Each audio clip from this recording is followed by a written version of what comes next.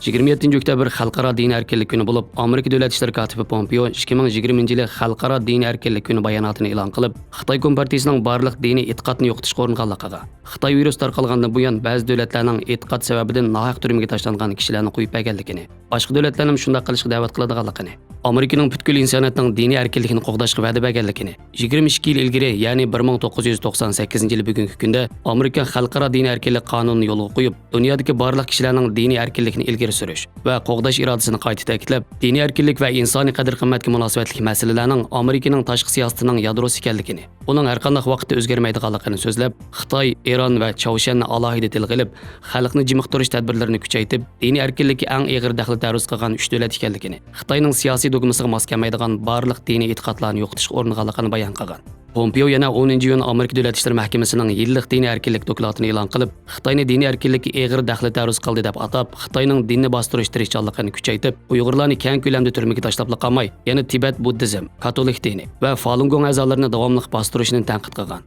Amerika 2020-yil fevral oyida Xalqaro din erkinlik ittifoqi qurgandan buyon 31 davlat yer shari xarakterlik xiristlarga taqobil turishga beg'ishlangan tor sistemasiga qo'shilgan. Pompeo so'zida yana dunyoviy diniy erkinlik harakati reallikka aylanmoqda. U bir necha rayon, ko'p xil madaniyat va ko'p xil siyosatni o'z ichiga olgan harakat bo'lib, universal va aniq paketlarni isbotlab, dunyoning har qaysi joylaridagi hamma odamlarning ishonish yoki ishonmaslik, e'tiqodini o'zgartirish, e'tiqodini so'zlash, yig'ilish va va'z etish huquqi bor. U xalqaro din erkinlik kunida Amerika diniy erkinlikni ilgari surish va qo'g'dashdan faxrlandi degan.